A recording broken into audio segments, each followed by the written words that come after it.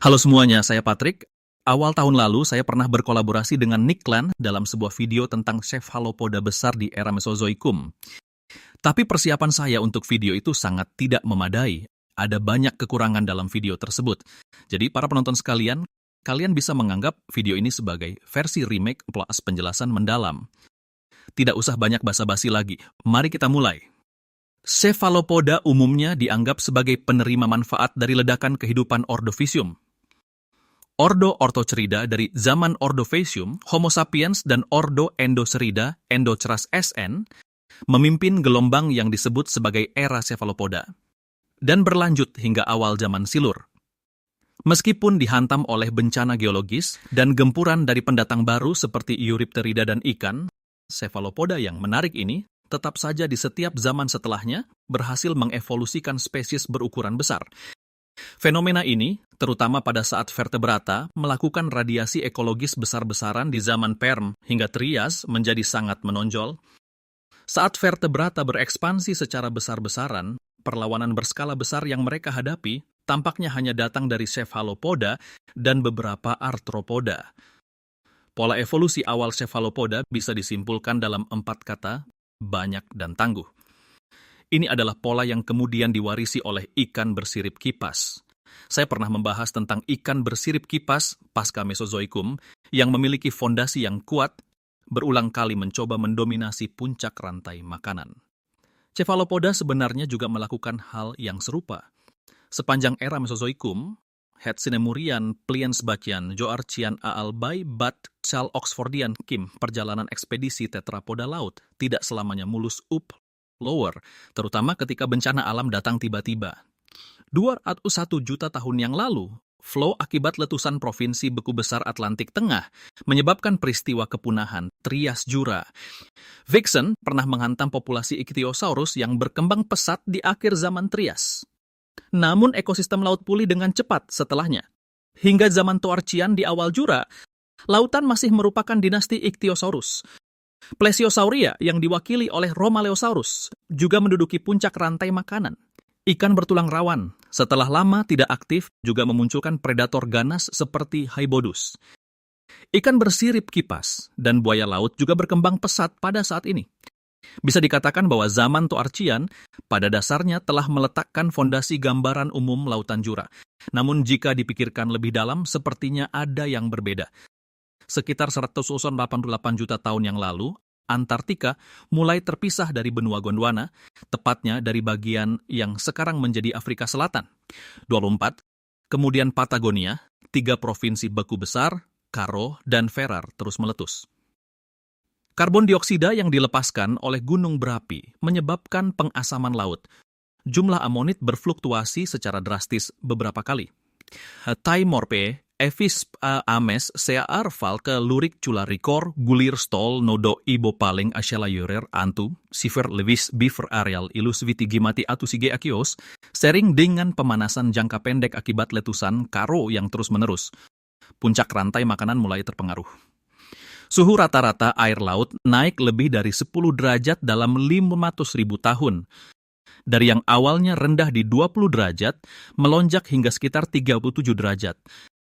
Satu masalah belum selesai, masalah lain datang.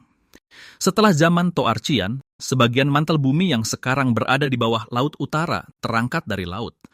Hispanik pengangkatan ini memengaruhi Atlantik Utara di wilayah laut dengan radius 1,250 km. Arus hangat yang mengalir ke utara terhalang. 2. Sementara itu, air laut dingin dari Arktik mengalir ke selatan hingga 45 derajat lintang utara. Permukaan laut utara turun sekitar 75 meter dalam beberapa juta tahun. Peristiwa kepunahan yang kurang dikenal ini, Hercynemurian, Pliensbachian, Toarcian, Aalbai, Bat, Chal Oxfordian, Kimlow, namun peristiwa kepunahan yang berlangsung lebih dari 10 juta tahun lower menyebabkan zaman Jura awal lower, sebagian besar Ichthyosaurus dan Plesiosaurus yang berkembang pesat di Eropa lower mengalami pukulan telak. Lower suhu rata-rata air laut Atlantik Utara, lower middle turun drastis 10 derajat lagi. Pada zaman Alenian, 174 juta tahun yang lalu, lautan jatuh ke dalam keheningan yang mengerikan. Bukannya tidak ada fosil reptil laut yang ditemukan dari periode ini. Namun, spesies terbesarnya pada dasarnya hanya setingkat Ophiodeirus. Meskipun hampir semua kelompok hewan di laut selama periode ini mengalami kerugian, tetapi Cephalopoda dengan jumlah populasinya yang besar dan kemampuan adaptasi yang kuat berhasil bertahan di tengah perubahan pH dan suhu yang drastis. Dunia di depan mata mereka telah berubah total. Vertebrata yang dulu berkuasa berguguran satu persatu. Jika tidak bangkit sekarang, kapan lagi? Early Jurassic Middle Late Jui, Early Jurassic sejujurnya, Middle Late Jua, Early Jurassic Belemnit, sebenarnya adalah dari periode Toarcian Late Jui, Early Jur Korban, dari peristiwa kepunahan A-Alinian Late Jui, Early Jurassic Middle Late Jui, Salpingotuthida, jura awal, Salpingoter Ordo Belemnit, beralur yang berkembang pesat di wilayah lintang tinggi Eropa. Salping subordo Belemnitina sejati saat itu memiliki hingga 5 famili. Namun setelah peristiwa kepunahan, hanya tersisa satu famili, yaitu Megateuthidae. Belemnit termasuk dalam subkelas Coleoidea. Mereka pada zaman Jura adalah salah satu cephalopoda dengan mobilitas terkuat. Berbeda dengan Ammonit, cangkang Belemnit sangat ringan, dan sebagian besarnya terbungkus di dalam mantel. Biasanya hanya ujung pelindungnya yang tidak tertutup oleh jaringan. Jadi, sebagian besar fosil Belemnit umumnya hanya mengawetkan bagian ujung pelindungnya yang lebih keras. Bagian ini mencakup sekitar 1/3 hingga 1/5 dari total panjang Belemnit. Jura awal, pelindung Belemnit kecil Eropa, adalah salah satu komoditas paling umum di pasar fosil, penampang dari beberapa spesimen yang dipotong, menunjukkan lingkaran konsentris seperti cincin pertumbuhan pohon 100. Belemnit kecil, sama seperti Ammonit kecil, tumbuh dan mati dengan cepat. Kebanyakan pelindung Belemnit berkaitan dengan individu yang hanya berumur 1 hingga 2 tahun. Famili Megateuthidae muncul pada periode Toarcian. Sesuai namanya, famili ini mencakup beberapa spesies dengan ukuran tubuh terbesar. Megateuthidae pada periode Toarcian belum menunjukkan sesuatu yang istimewa. Pelindungnya hanya sedikit lebih tebal dari Belemnit lain pada masa itu.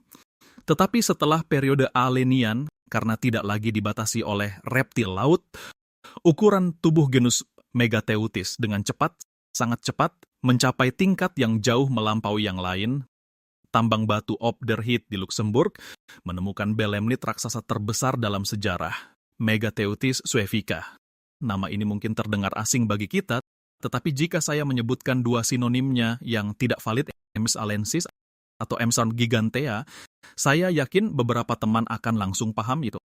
Banyak pelindung dari spesies ini, Andreas, bisa tumbuh hingga 40-60 cm. Tentu saja, ada juga beberapa pelindung berukuran lebih dari 80 cm yang dideskripsikan. Pemilik pelindung 80 cm kemungkinan adalah makhluk raksasa sepanjang 3,1 meter. Selain itu, ada bukti yang menunjukkan Bielevel, Megateuthis suevica bisa tumbuh lebih besar lagi. Beberapa pelindung tampaknya mencapai panjang 88 cm, bahkan lebih dari 1,1 meter. Ini akan setara dengan makhluk raksasa sepanjang 4 hingga 5 meter.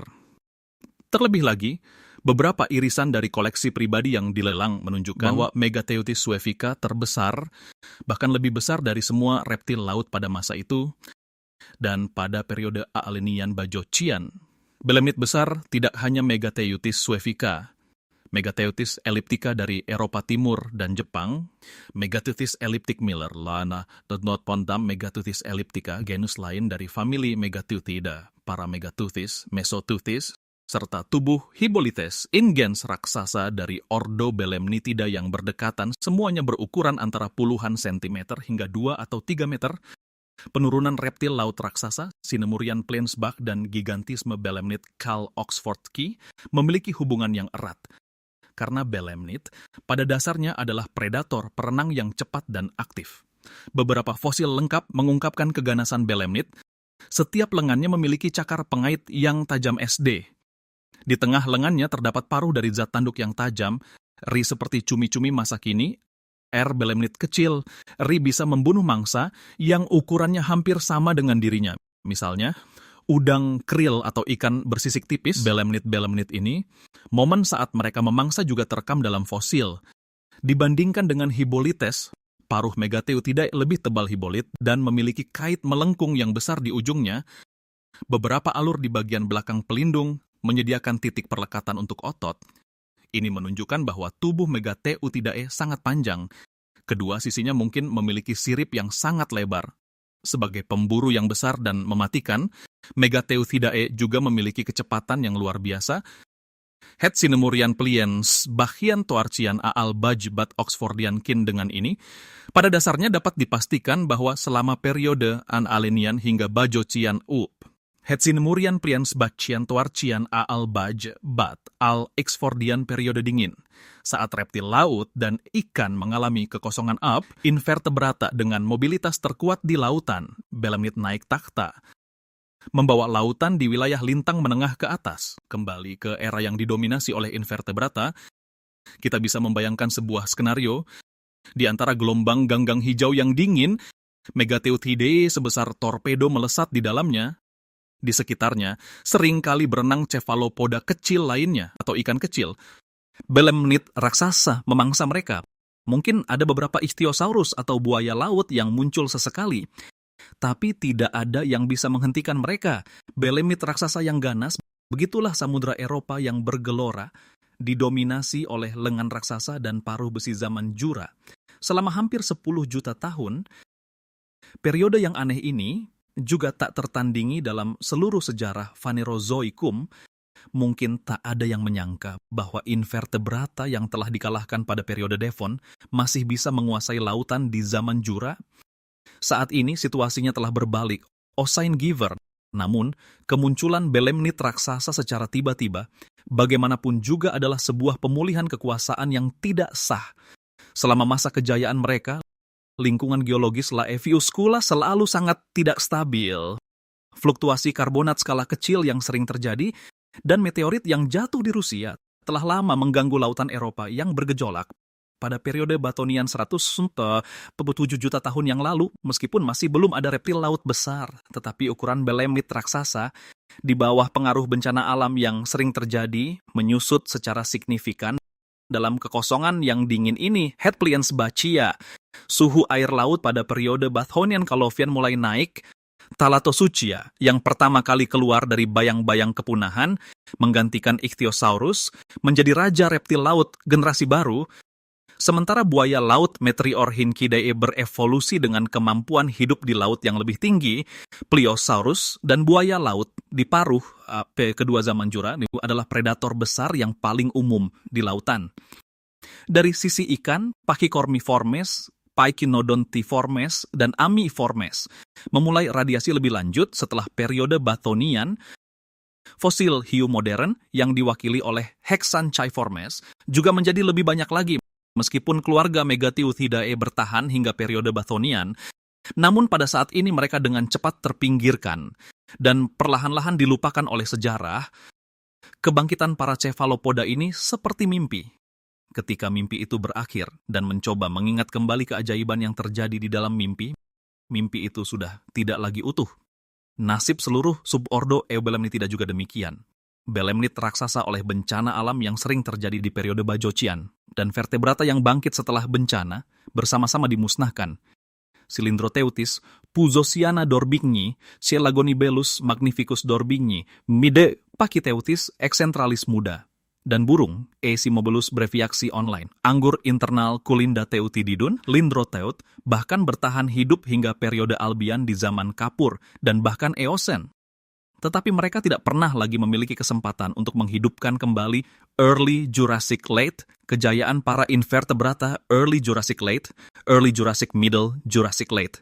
Di era setelah periode Bathonian, meskipun cephalopoda kecil masih mempertahankan jumlah yang sangat besar, dan cephalopoda besar terus bermunculan, hingga saat ini di laut dalam lintang menengah dan tinggi, mereka masih bisa menempati tingkat atas rantai makanan. Saat kita mengamati cumi-cumi Humboldt iblis merah yang ganas saat ini, mungkin kita bisa melihat sekilas bayangan belemnit raksasa yang pernah menguasai Atlantik Utara. Cumi-cumi Humboldt memang ganas, tetapi di hadapan hiu besar dan mamalia laut, mereka hanyalah camilan.